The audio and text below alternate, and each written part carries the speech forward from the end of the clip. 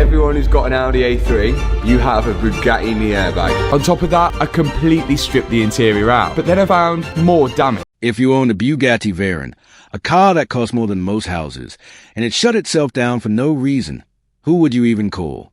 That's the question Matt Armstrong was about to answer the hard way. After months of rebuilding a repossessed Veyron from scratch, after fixing fault after fault that would have broken most mechanics, he was finally about to unlock top speed mode. And then, just when victory was within touching distance, the car found one more way to fight back. Stick around, because this is a story of the day everything was supposed to go right, and almost everything went wrong instead. Let's rewind for a second. Because to understand how big this moment really was, you need to understand what it took to get here. Matt didn't buy this Veyron in pristine, showroom condition. He bought it as a repossessed project car, a fallen hypercar with a history of problems and a body that needed real work. Over the months that followed, he tore into nearly every system this car had. Gearbox pressure issues, electrical gremlins that seemed to appear and vanish at random, engine problems that would have sent a lesser project to the scrapyard.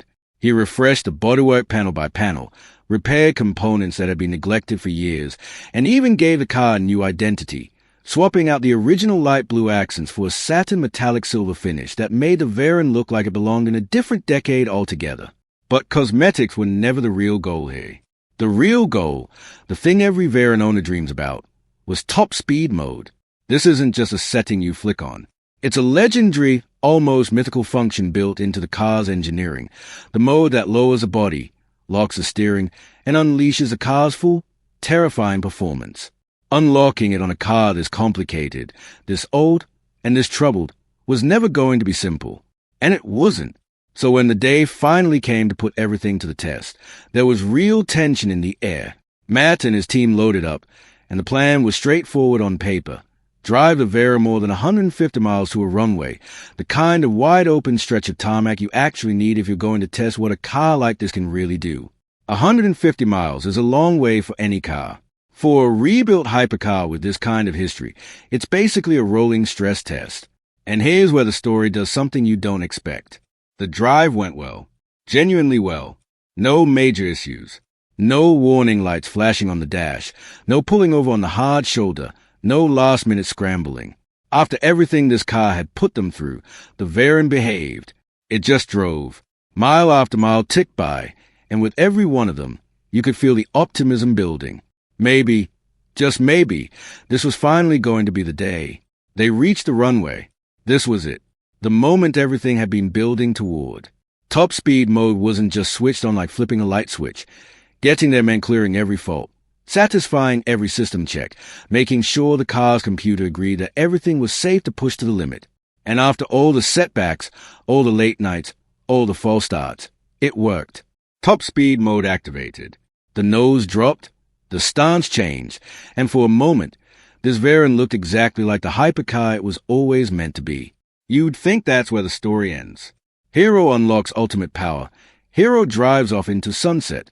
But if you followed this build for any length of time, you already know better than that. Because right when everything appeared to be working perfectly, right when the hardest part seemed finally conquered, the Veyron found another way to stop them in their tracks. Without warning, the car developed a new fault. Power started dropping. The engine that had just been unleashed into its most aggressive mode suddenly didn't want to run properly at all. This wasn't a minor flicker on the dash. This was the Veyron shutting itself down, refusing to cooperate, right after the team had done everything right. Imagine that feeling for a second. You've driven 150 miles without a hitch. You cleared the hardest technical hurdle of the entire build. And the second you ask a car to prove what it can do, it pulls the rug out from under you. That's not just bad luck. That's a kind of moment that makes you question every wire, every sensor, every decision you made in the garage. So the team did what they always do. They got out, they popped the access panels, and they started hunting for answers. Diagnostic tools came out. Laptops got connected.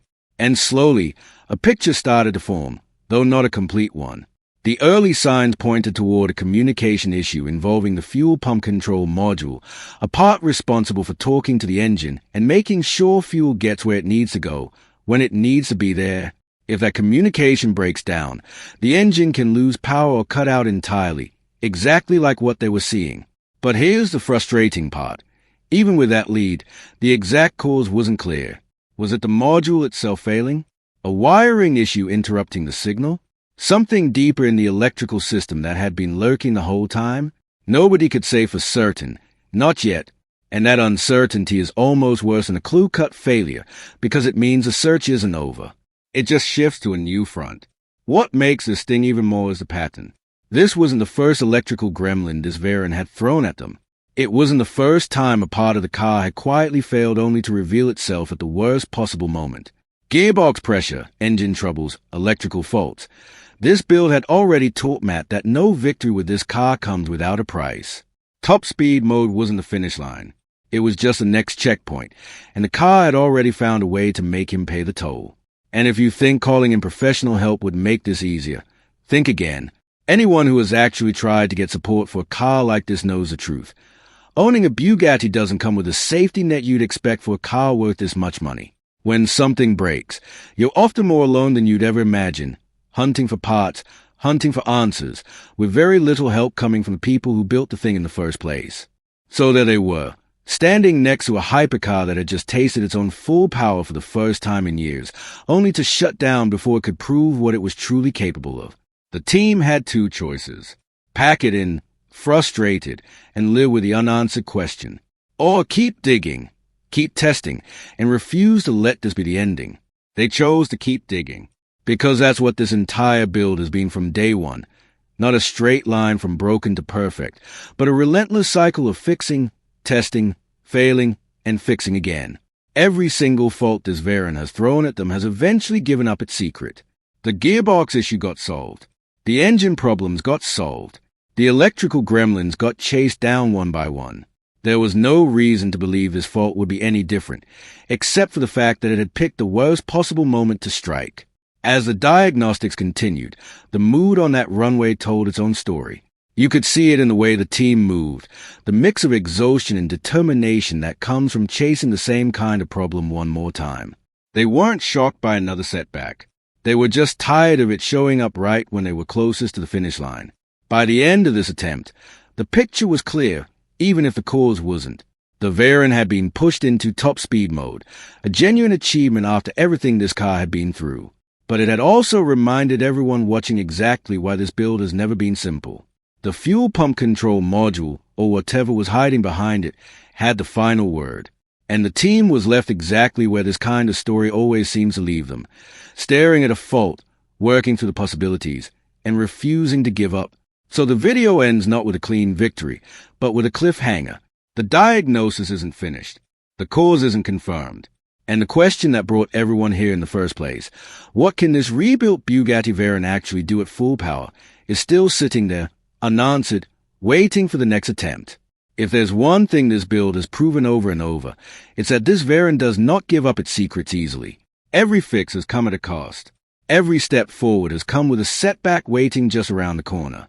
And yet, somehow, the team keeps closing the gap. Top speed mode is no longer a fantasy. It's real. It's been switched on, and now it's just a matter of keeping it running long enough to see the number on the speedometer that this whole project has been chasing from the very beginning. That's where we leave the story for now. A hypercar with its full power finally unlocked, a fault still lurking somewhere in its wiring, and a team that's clearly not done fighting for this car. Whatever the cause turns out to be, you can bet it won't be the last twist in this build. Now, let's go back to that runway, because the story doesn't actually stop at cliffhanger. What happens next is where things get even more interesting, and honestly, even more human. With the Veyron sitting there, engine cooling, fault codes glowing on a laptop screen, the team had a decision to make. Do they trailer the car home and sulk about it? Or do they try to coax just a little more information out of a machine that clearly wasn't ready to give up its secrets? They went with option 2, because if you've watched this build for any length of time, you already know quitting has never really been part of the plan. So back the panels came off again. Back came the multimeter, the wiring diagrams, the kind of patient, methodical troubleshooting that doesn't look exciting on camera, but is exactly the work that separates a finished hypercar from a Park 1. They started isolating the fuel system, checking connectors, looking for the kind of intermittent fault that loves to hide the moment you go looking for it. And that's a cool irony of car problems like this. The fault that just shut the engine down on a runway can suddenly behave perfectly the second you're trying to catch it red-handed. That's exactly what happened here. The car would crank.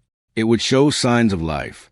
And then, just enough hesitation, just enough stumble, to prove the problem was still very much alive, without giving them the smoking gun they needed to nail it down for good.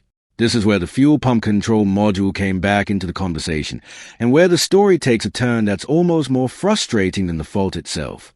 Because solving a problem like this isn't just about diagnosing it. It's about actually getting your hands on the part that fixes it. And when your car is a Bugatti Veyron, that hunt is its own battle entirely. Picture this. You've got a multi-million-dollar hypercar sitting immobile, and you need one specific module to bring it back to life. So you do what any reasonable person would do. You call the manufacturer. Bugatti London. It rings. And rings. Nobody picks up. You try the service center directly, hoping to skip the queue. Same story. Silence.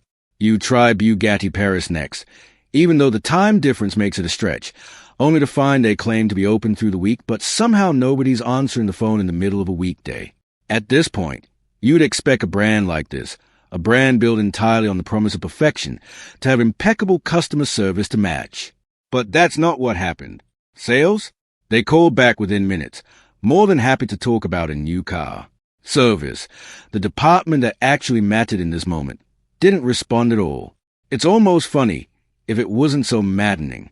The moment you want to spend money, the phone rings off the hook. The moment you need help with a car you already own, the line goes dead.